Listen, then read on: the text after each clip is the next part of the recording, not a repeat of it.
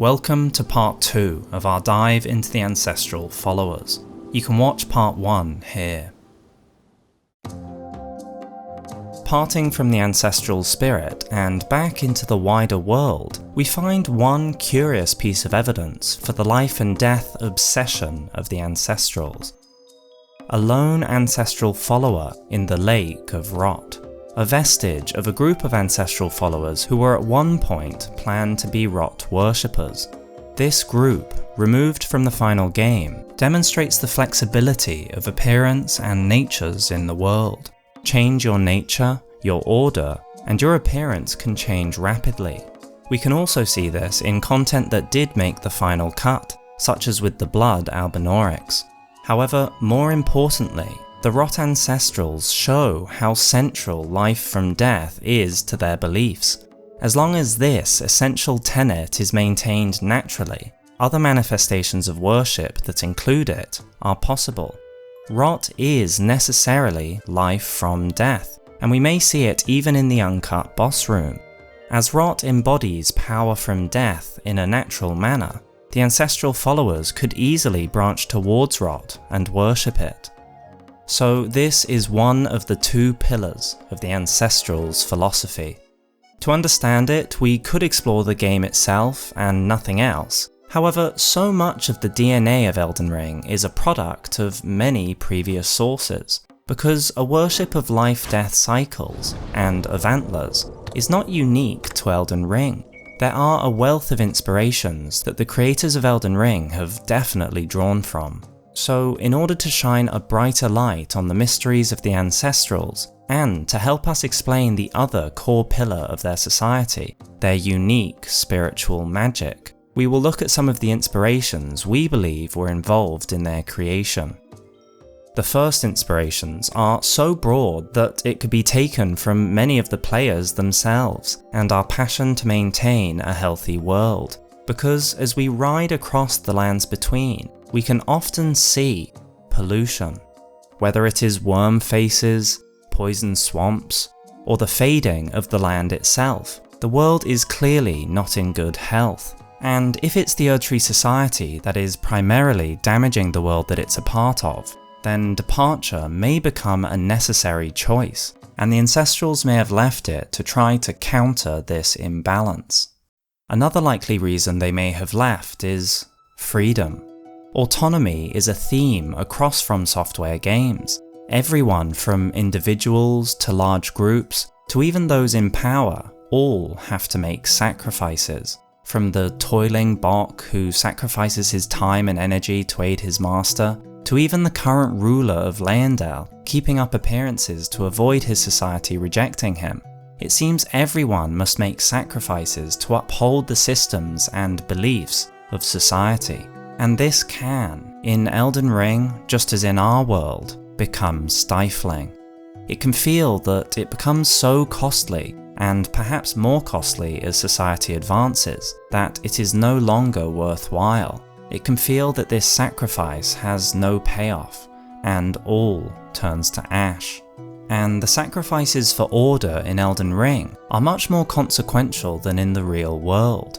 So too are the risks much greater to those on the wrong side of what is accepted in a society. Over the long history of Erdtree society in Leyendell, there must have been many who wished to leave. The Ancestral Followers just carried it to fruition. Another is the simple call of nature. We are sure everyone can relate to a desire to escape the mundane and return to the beauty of nature, let alone in the lands between. The attraction to nature has been felt by members of ordered society for as long as society has existed. Many feel this today, and certainly the artists and designers at From Software must feel it too. They are far from the first to express this appreciation and desire for nature in the artwork they make. Some have gone even further, acting upon it in the real world. Myth, legend, and history are rich with examples that must have influenced From Software in the creation of the Ancestral Followers. Many come to mind easily. One of the first inspirations to do so are the Amish. Rather like our take on the Ancestral Followers, the Amish haven't always been separate from society. originally from Switzerland and from only the 16th century, this is a very well-known example of a people who decided to turn away from modernity, as opposed to an ancient people who maintain their traditions alongside modernization running parallel to them. They forego many aspects of society, as we know, but an important part of many Amish groups is that it is vital to live in harmony with nature, to live a lifestyle that is self-sufficient. The next story to jump into our minds, and others who we discuss this with, is another true one. It is the story of Christopher McCandless, a young man with a desire to depart from a modern American life that he felt was inauthentic. He sadly met with some harsh conditions in the Alaskan wilderness, and faced with relative inexperience in the crafts required to survive, he died. This was adapted into the popular book Into the Wild, which was adapted into a famous film of the same name. Christopher McCandless has since become known the world over as part of a story about searching for freedom and authenticity, as well as a cautionary tale about the danger of entering nature unprepared. But what about truly ancient cultures? Many of their myths, beliefs, and rituals involve life and death, which is to be expected. What is more surprising is just how often they focus on antlers. It seems to occur so naturally that we found similarities to the Ancestrals' antler beliefs across history and across the globe. Perhaps this is because antlers do have something magical in them. Antlers are a remarkably unique and beautiful production of nature. This innate sense humans have of this magic, the wonder they inspire, may be why so many cultures independently worship them. One inspiration that can be found across the globe is an archetype we will call the Horned God. This is a supernatural being that is depicted as human or humanoid, but with horns. This horned god often embodies the same traits across cultures. They are often associated with the wildness of nature. They often represent, most fittingly for the Ancestral Followers, life, death, birth, and their cycles. An aspect connected to this is fertility. Examples of these gods are, of course, the Greek god Pan, who often has goat-like features and cloven hooves. Nature and fertility are some of his essential associations. Another is the Celtic god Cernunnos. Cernunnos also had antlers and was associated with the forest and wild animals.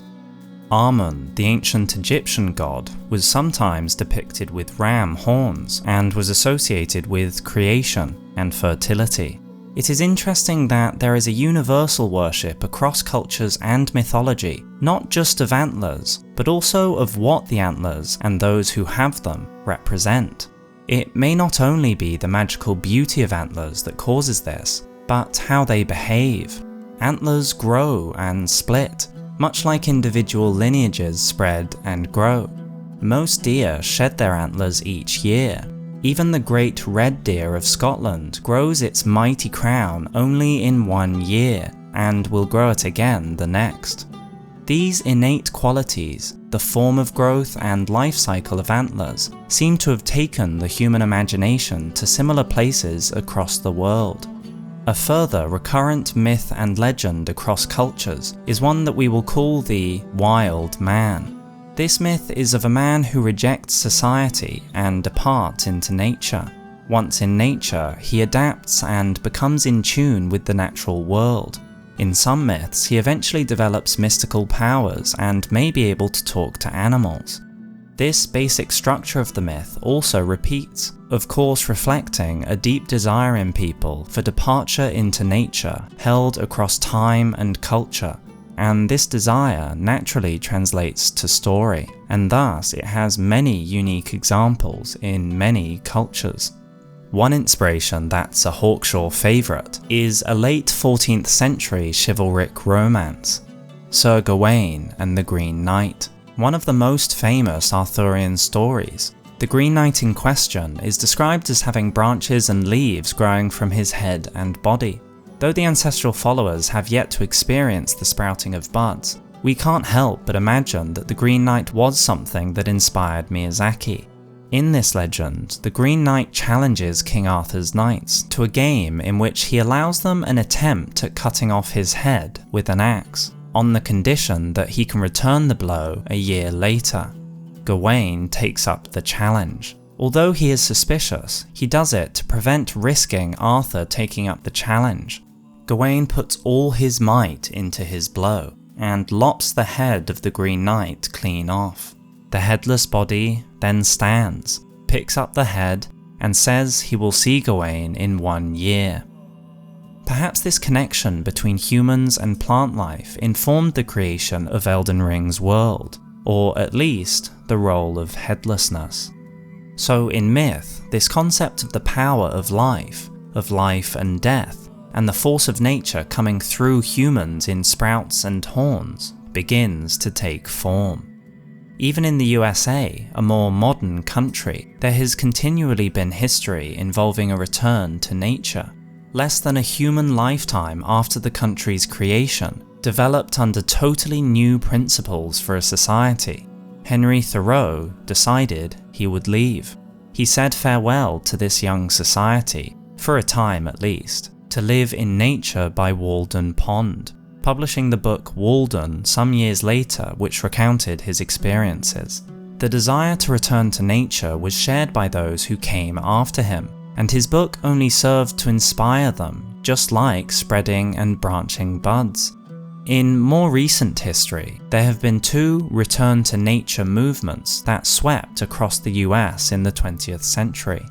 The first, called New Agrarianism, responded to the economic hardship of the Great Depression. Urbanization and corporations had failed them, so many returned to the older ways of the countryside and a more sustainable way of living. Later, in the 60s and 70s, the Back to the Land movement was another large departure from cities. Many saw it a natural response to a society they viewed as materialistic and that moved them away from an authentic life. Both of these movements held Walden as an important source of inspiration, which was also one of the few books Christopher McCandless took with him on his journey to return to nature. One of the greatest inspirations we have found is a myth that is found in many countries, and despite its uniqueness, it seems many cultures invented this legend independently, the legend of the Green Man. Its strongest roots are in European folklore, specifically from Celtic and Germanic tribes. In this myth, the Green Man was associated with the cycle of life and death, growth and fertility. Once again, this matches well with the Ancestral Followers, but his story is even more peculiarly similar. The basic legend is that a man becomes disillusioned with modern society and departs to live in the forest. Over time, he becomes more in tune with nature, hunting and foraging to survive. Eventually, he grows horns on his head, becoming a symbol of the wildness and freedom he has found in nature. Finally, as he becomes more and more one with the natural world, leaves and vines grow from his skin and flesh. We find the Green Man depicted everywhere, in artwork and literature, carvings and churches, represented as a powerful and mysterious figure embodying the raw power of nature. His transformation has been associated with the cyclical nature of life, death, and rebirth. We can find the Green Man carved in stone across Europe, his features and expressions made of leaves. This is especially interesting as a lot of the beliefs implied in the legend of the Green Man are pagan, yet the stones that we find these medieval carvings upon are Christian churches. Christian churches across Europe especially, but particularly common in churches in England, France, and Spain from the 11th century onwards. They are mostly carved in the form of foliate heads that incorporate leaves, flowers, and other plant elements. Many famous characters and creations have likely been inspired by the Green Man, such as Treebeard and the Ents in the work of J.R.R. Tolkien. There are even many inspirations for worshipping an antlered stag, and even wearing their antlers. The Celts, who lived in Europe during the Iron Age, believed that the stag was a sacred animal that represented fertility and the renewal of life. They would wear antler headbands during religious ceremonies, including the Beltane festival, to honour the stag. The Pueblo people of North America have used antlers to fashion headdresses for hundreds of years, and in many cultures, including Native American cultures, antlers are seen as a symbol of virility and masculine power. This theme of virility is continued in Norse mythology, where the god Freyr was connected with fertility and the regeneration of the natural world, often depicted holding antlers which symbolized his connection to the forest and the cycle of life and death. Indeed, even beyond mythology, the association of fertility seems to naturally be attached to deer and antlers. This idea is symbolized very often in Japanese art. The cycle of life and death and the process of rebirth is paired frequently with antlers. They are often, and especially interesting for Elden Ring, depicted in proximity to trees and their branches, as though this reflects the similarity in their branching links, or perhaps the shedding that trees and antlers carry out seasonally. We see in many paintings deer symbolically close to or under trees. The branches of the trees can reflect the position of the antlers, often almost intertwining with them. However, to access the spiritual religion of the Ancestrals and their spiritual magic, we need to get into the inspiration of their faith, the ancestral spirit worshipping faith. What is really being worshipped during the worship of deer and of antlers? Our own world may hold the answers yet again, and a clue may be found by looking at the purpose or payoffs of matching real-world ceremonies. What exactly are their practitioners carrying out? There is a Navajo ceremony called the Blessing Way. This is a ceremony that is performed to prepare and bless a woman during pregnancy, and to ensure the safe delivery of the baby. There is singing, chanting, and often gathering in a circle to emphasize the interconnectedness of all things. Another ritual practiced by Native American tribes, some among them being the Lakota, Cheyenne, and Arapaho tribes, is the Sun Dance. At the center of the ritual is a pole instead of ancestral remains, but there is still singing and chanting around the center, and the goal of the dance is to connect with the spirits and bring healing and renewal to the community. The Navajo and Pueblo tribes perform the corn dance, where they stomp on the ground in a circle while chanting and singing to the spirits of the corn. The Ancestral Followers stomp new sproutings into the ancestral spirit, which, while a different form of growth and harvest, is still through spirit, like the corn dance. The Yoruba people of Nigeria perform the Bata dance. This once again invokes spirits, and the dancers wear shoes with bells and stomp on the ground in a rhythmic pattern, while drummers play music and singers chant. So it seems these rituals are working to imbue people and plants with energy, simply through the spiritual power of dancing and chanting.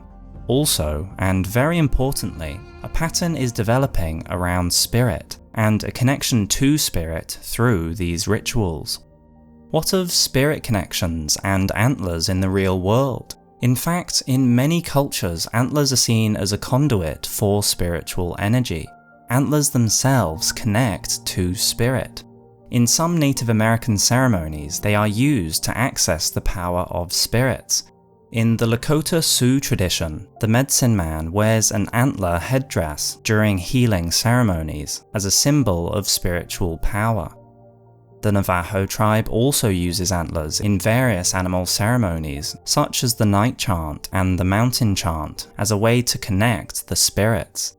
In the Ojibwe tradition, antlers are used in the Mudewawin Society, a spiritual organization that is responsible for passing on the teachings and traditions of the tribe. Antlers are not just a symbol of power, fertility, and life. They are seen as reaching up and connecting with spirit.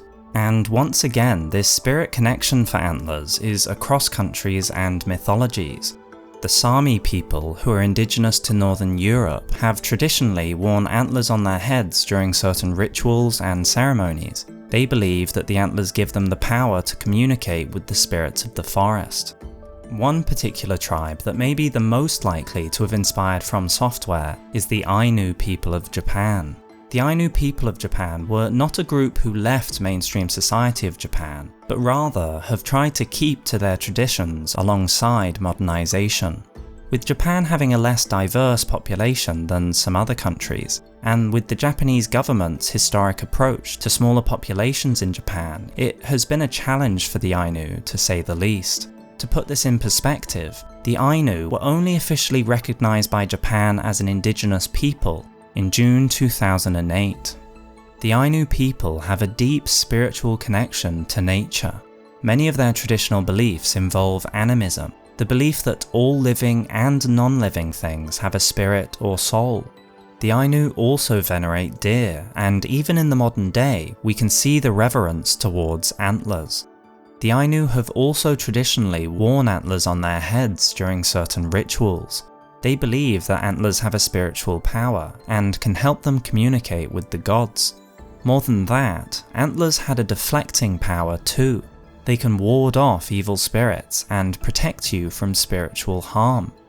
And the treatment of the Ainu people may also be mirrored in the Ancestral Followers, not just their practices, where the Ainu have suffered from marginalization in Japan, constantly having their territories infringed upon, and so have become more and more cautious in their dealings with the prevailing Japanese society over time. So too might the Ancestral Followers have become more and more focused on staying away from the purview of the Erdtree. More and more we see antlers connecting with spirit, even across the world, accessing spirit, communicating with spirit, and the examples continue to show it. The Tlingit people of Alaska would wear headbands during spiritual ceremonies to enhance their spiritual power. The Sioux people of North America believed that the antlers of the deer had a special power to bring them closer to the Great Spirit. They would wear antler headbands during religious ceremonies to enhance their spiritual connection. The Evenki people of Siberia wear antlers as part of shamanic rituals. They believe that the antlers allow them to connect with spirit. The Cheyenne people believe that the elk is a messenger from the Great Spirit. And what about during the hunt? Certain Native American tribes, especially those in the plains regions such as the Cheyenne, Comanche, Crow, Blackfoot and the Lakota, which is the example we use here, were known for their expert use of the bow and arrow, and their spiritual connection to the buffalo they hunted. They believed that the buffalo were sacred animals and that the hunt required a spiritual connection and reverence for the animal. Hunters would often perform rituals and prayers before and after the hunt to ensure success and to show gratitude to the animal for giving its life to sustain the tribe. An idea that is taken beyond a sense of faith or feeling in the real world to a tangible magic in the world of Elden Ring. The Inuit people of the Arctic have used caribou antlers for thousands of years to, once again, fashion headbands. They also believe that the antlers have spiritual powers and that they can help them communicate with the spirits of the forest and the spirits of the animals that they hunt. This belief of a spiritual connection and even permission between hunter and quarry is a common one. The Ainu also believe in a spiritual connection to the animals they hunt, that the animals have souls, even that the hunter needs to ask for permission from the animal's spirit before hunting it. Hunters would use charms and amulets to help them connect with the animal's spirit and to ensure a successful hunt. So with these insights from beyond the game, in the real world, we can return to the Ancestral Followers and see that their rituals are likely centered around tapping into spirit. And with this greater understanding, we can unravel the mystery of how the Ancestral Followers almost never miss when using the bow. We have already established the concept of the spirit connection the Ancestral Followers have with what they are hunting, but that's a belief that already frequently exists in our world. We have noticed that the arrow glows, but if we look closer, we can see this glow is in specific places, at the point of the arrow and up the shaft, and at its fletchings. If we then look at the arrow without it being used, and from the picture in the item description, we can see that these glowing parts are the parts made from animals, specifically what has been taken on the death of an animal. A sharp tooth seems to be the point, and fur runs from the feather fletchings up and around the arrow. The name and indeed the description can help us even more here. Dwelling arrow, an arrow in which the spirits of small animals are thought to dwell. Finally, as they draw the bow, the arrow seems to draw in spirit from its surroundings, spirit energy that is absorbed into the arrow. The arrow seems to already be in flight before release, much more than the Ash of War mighty shot achieves when we attempt it ourselves. It's as though the arrow is already moving towards us in essence. This is how they are so good. They aren't an archer playing by the rules of tension, air, wind, and eyesight. They are using the power of soul. And only after coming to this conclusion from the evidence did we find the description of the Ash of War enchanted shot. Archery skill that enlivens the arrow with spiritual essence. The resulting shot will fly faster than regular shots and change its trajectory to follow the target. The arrow is made to seek our soul, to follow it. Physical dodging is sluggish compared to spiritual accuracy when a soul seeks a soul. The Ancestral Followers are master hunters because they have a soul connection with their quarry. They take time to imbue their arrows with soul power. Then, when hunting us, they tune in to our soul, imbue the soul of the arrow with a seeking desire, and let spirit do the work. The spirit arrow turns and seeks us, leaving a trail of spirit in the air, before disappearing. With the soul connection, the arrow flies with its own will, which is very similar to many soul-seeking magics across Elden Ring and the Souls games. This experience is compelling evidence of the spiritual power of Antlers and Soul. As we said before, it is not their strength, it is spirit, further shown by how the enchanted shot retains its power over distance, unlike the mighty shot. To begin unraveling even deeper mysteries of their spiritual magic, we need to look at the window to the soul in Elden Ring, the eyes. This is a very important part of them we haven't yet mentioned. The Ancestral Followers' eyes are bright blue. Other than perhaps a slight touch of green, their eyes are overwhelmingly bright blue. This colour, as we have established, is strongly connected with spirit. It is also linked to intelligence and the mind. This blue is very familiar in-game, especially because of sorcerers. However, while the Ancestral Followers and Sorcerers both have access to this spirit power, it is clear the Ancestral Followers use different techniques. The description of the Ancestral Follower Ashes says that they are versed in distinctive spiritual arts, but we don't need this description. It is plain as day that they use totally different methods to access this power. Sorcerers in Elden Ring study, read, and think. We can find them doing this in-game in various locations, often in peculiar ones. They celebrate erudition. They use their intellect to pierce the power of spirit. Their reasoning is extremely conscious, and they put it to work during long sessions of lonely rumination. But this consciousness runs against the stream of the way things are, the natural order. Otherwise, you wouldn't need to engage it in this way. There is a desire to understand, but ultimately to manipulate, to use the power of the mind to create change. And thus, sorcery is often seen associated with alteration, transgression, and exploitation. Sellen may go to more extreme lengths than what other sorcerers are willing to do, but she is not counter to her culture. We know many sorcerers have an unnaturally long life. Many have altered their forms. Renala uses the amber egg. We know that they tap into the power of stars, that Radahn holds back their motions, that the soul is used as a vessel. They have even changed their very souls into primal glintstones, and the description shows that it is not only Sellen who has done this. And while this is soul-related, it is interfering with the natural order. It is using the intellect to achieve a perceived improvement from the way things are. This is clearly incredibly different to the principles held by the Ancestral Followers. They have humility when faced with how things are. They do not wish to alter nature because they do not believe they can outdo nature or have authority over it. The Ancestral Followers access the power of spirit using a different way. They seem to be totally instinctive in their spiritual practice. To use a Dark Souls example, their sorcery is more like Ulaseel's than Vinheim's. They are accessing spirit more through intuition, through feeling, through a natural connection.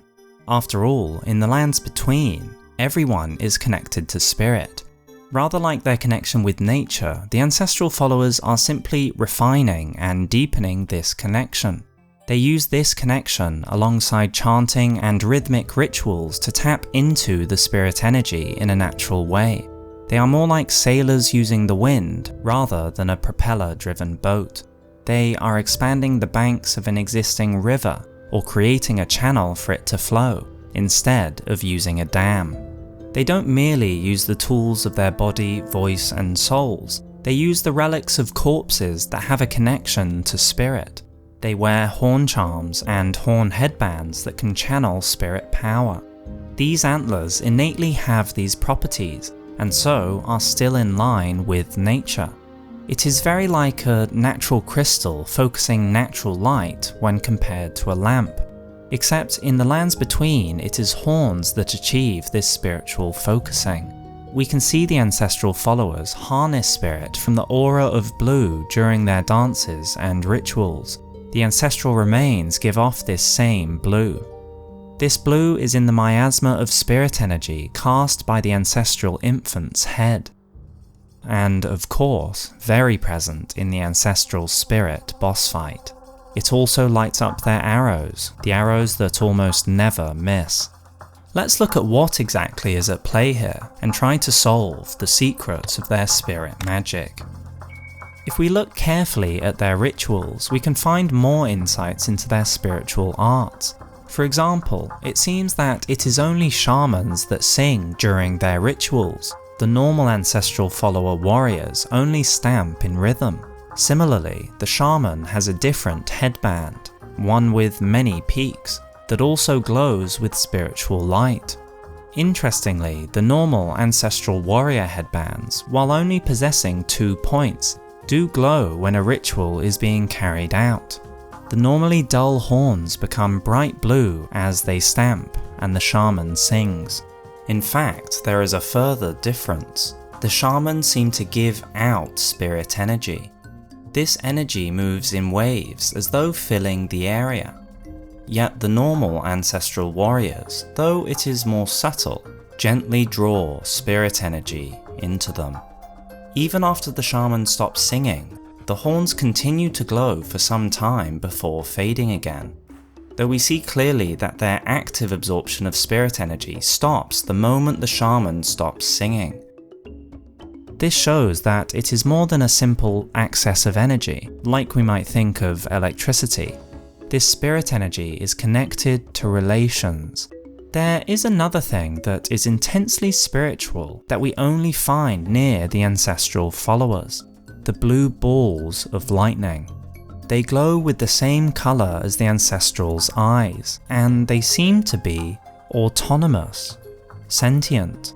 These sparking bubbles are almost definitely associated with Ancestral Followers, because the only 2 locations we find them in are also very clearly where we find Ancestral Followers. And interestingly, the sparks do not seem to electrocute the Ancestral Followers. Since they are spirit channeling, one might say that they are in tune, that they are with the current of the river. They are not zapped because they are much more in balance with the sparks, where the player is clearly offsetting the natural balance. Does this spirit energy in the bubbles seek life as the spirit energy in the arrows does? Once they give off their power, they disappear, like Torrent or Rani. The next most important thing for looking at their spiritual art is the ancestral spirit itself, the focus of their faith. Remember the importance of its name, the ancestral spirit. Remember that during the fight it goes on to gain extra power from other spirit animals, which are not of a physical form. And in the cut content, its antlers would have grown as it drew spirit into it, perhaps showing the process at work. But very importantly, it seems that as well as drawing up this essence, the ancestral spirit can distribute this spirit energy too. It is all about relation, and distribution is one of these relations.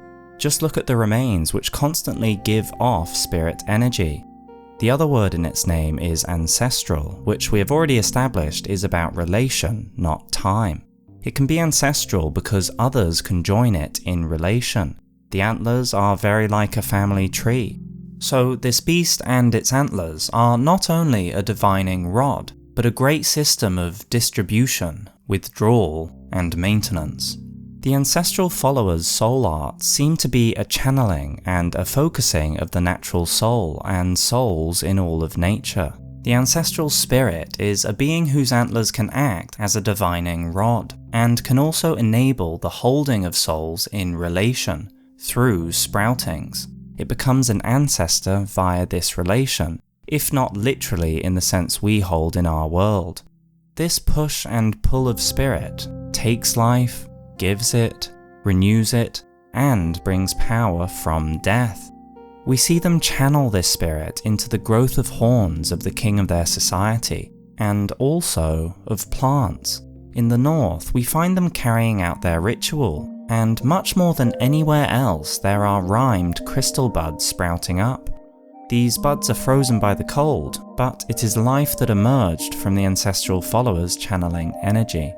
The design of these buds shows it growing from a dead branch, life from death, with spirit channeled through this relation. And while they have not grown buds from their flesh yet, the fur raiment says that they hope for new buds from their flesh, and indeed, their souls. For perhaps the most important thing is the spiritual flourishing of their society. Before we tackle the deepest lore that applies to the whole world of Elden Ring, we have some mysteries we need help with. Why are some ancestral followers spirits, and some physical? When they are physical, their blood is red, but when they are spirit, why is their blood white? Could it imply the relation of their spirits to time? Why is a red wolf of Radagon found down in their domain? Why did they cut the rot version of the ancestral followers, if only to have one roaming down in the rot lake? Did they not have time? Or have they moved the timeline of these rot ancestral followers into the future? Which might make this ancestral follower a scout, about to discover a whole new form of power from death, and will then lead some of his own onto a new path. What on earth is worn around the shaman's neck? It looks like something that would be left by a creature from Dune. It presumably came to the world like that, as it seems complete, and the ancestral followers do not make much changes to their bone or antler jewellery. Perhaps the teeth of this creature grew in layers, shedding and regrowing, and is therefore a good embodiment of the ancestrals' beliefs.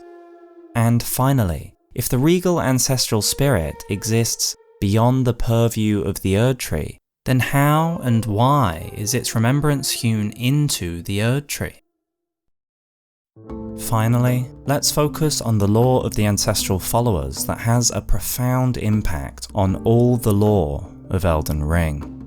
Now that we have looked at the ancestral followers' culture and practices deeply, we can break through to insights that have an impact well beyond this group, that lead us to a deeper understanding of the rules of the world as a whole.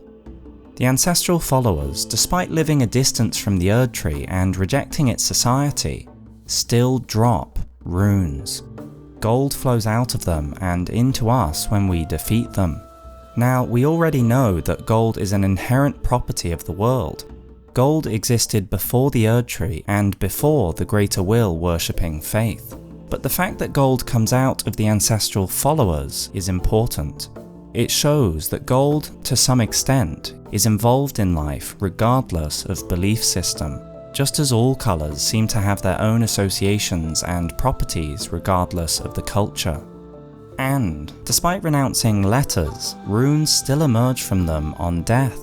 It therefore would imply that runes are as inherent as colour, spirit, life, and so on, or that their existence is, now at least, as irremovable as it is possible to be. The Ancestral Followers seem to not use the power of runes, or manipulate the world with the power of letters, but it seems as though runes are a fundamental part of the world and are inherently connected to it. In the beginning was the Word, and the Word was with God, and the Word was God. Much like runes in Nordic mythology, runes in Elden Ring are truly magic. There is one fine difference between the Ancestral Followers that, while subtle, is important here. Those who wear the two-pronged horns do have bright blue eyes, as we have mentioned, but the shamans, who wear a headband with many buds, do not have the same eye colour. Their eyes are a more neutral colour, light blue sometimes, and sometimes grey or perhaps silver. This is already interesting, but is in fact the beginning of what might be a deeply profound distinction. The next thing revealed on close examination is that on the Shining Horn headband there hang discs of metal. For a people who have given up metalworking, this is an interesting choice. Perhaps it is a naturally occurring example of metal. But what is most interesting is why it is there. What does it represent? Another disparity to notice is behaviour. As well as a difference in the motion or behaviour of spirit energy during their rituals, it is only the shamans who sing. When no shaman is present, there is silence broken only by rhythmic stamping. Another difference is how they respond to our presence. The shamans are less aggressive than the warriors, and they have a much smaller area in which they will attack. During their rituals, with their eyes closed, they almost seem to be in a trance, perhaps shared by the warriors. So profoundly connected to spirit that they are much less aware of their mundane surroundings. Though when it comes to it, these shamans are definitely capable of aggression. In fact, on proper testing, they are extremely strong. They are bigger and even more tanky than the warriors, with higher HP and resistance. They can also use the ancestral infant's head to channel a life-sapping spirit miasma. Yet, despite all this power, they are not armed, and are not quick to anger.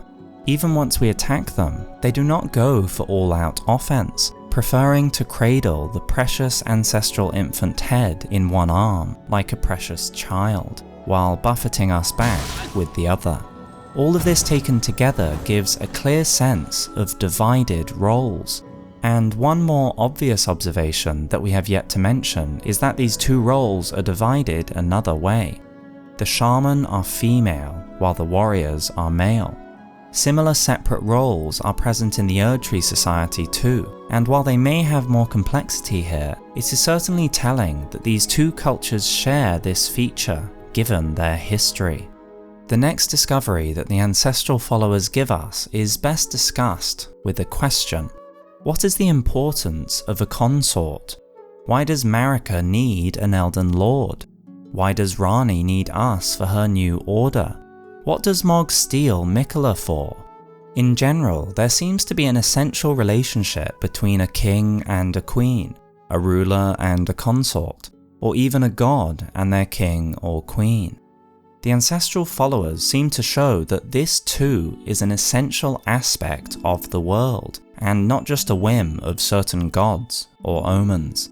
The distinct roles are divided by gender with the Ancestral Followers, but we don't know if this is a rule as such, though for the orders that we know have existed in history, there has been a queen and a king consort.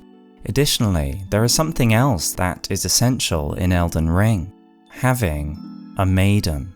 Regardless of what body type the player chooses, they are always met with the same cruel phrase from Vale. You are maidenless. What is it in Elden Ring that women can achieve or have been chosen to perform that men cannot? The finger readers are female, the Nox society seems matriarchal, the Glomide queen is female.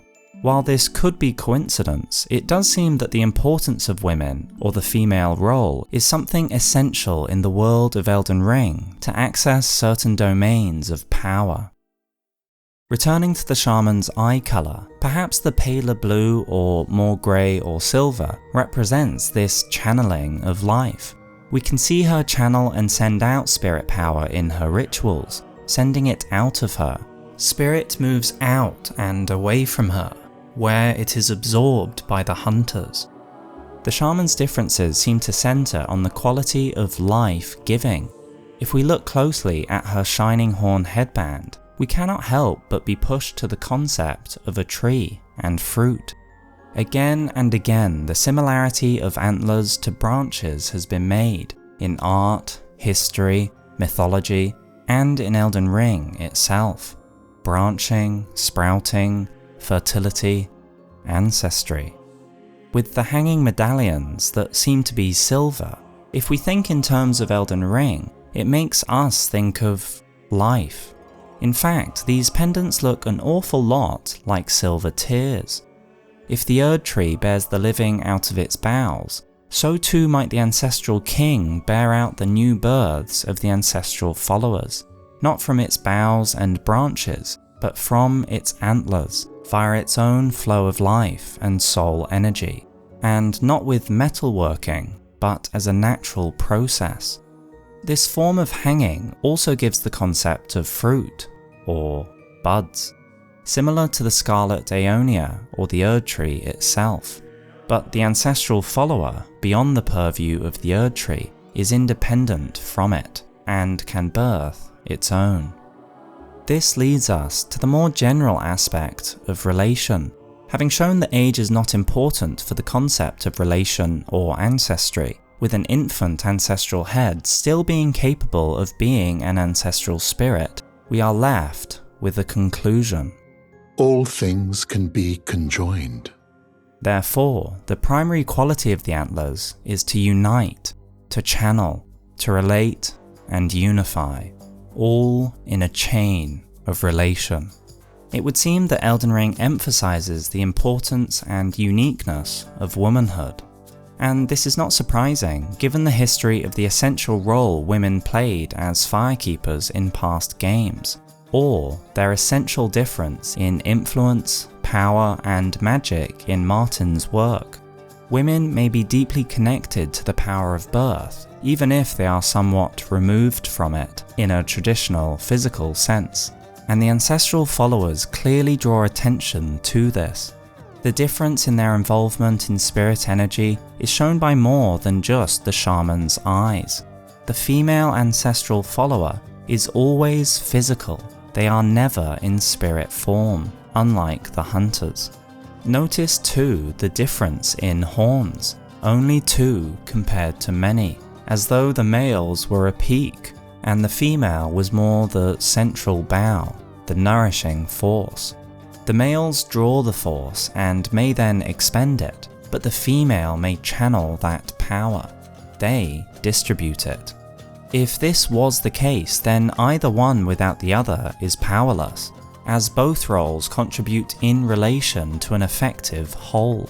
Once again, the Ancestral Followers have found a harmony in relations, unlike Marika, who damages her order with imbalance, or Mog, who violently takes Mikola without his consent.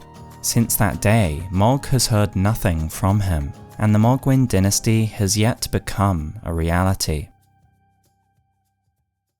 The female in some form may be required for some aspects of birth or new life and nourishment of that life. Perhaps these aspects of womanhood are a central and profound aspect of the world of Elden Ring, and are bound spiritually as much as physically. It may be that, in a spiritual sense, everyone has a mother, even those less traditionally born. The culture of the Ancestral Followers is working. It is something rare in the world of Elden Ring, but it feels like a group that actually has a bright future. While the Ancestral Followers may not have flourished to the size and scale of certain other subgroups in the lands between, they are young, and unlike so many in our world or in art, they have succeeded in departing from society. This is an incredible achievement, as nature presents a very steep learning curve. They have adapted, they have aligned themselves with nature, and their craft of surviving with nature is more than sustainable. They have raised an ancestral infant all the way to becoming a king. They have proven their faith and have developed their own distinctive spiritual arts. All of this is a remarkable achievement for a group that turned away from a failing system to begin again on their own. Even if we slay their king, they have others ready to rise up. They embrace competition. They embrace death. Their order is young, but think how many sproutings it might bear, how many connections, how many relations. Once enough relations have been formed, it is an answer to the life-death cycle. It can be its own order, and eventually a competitor to other orders.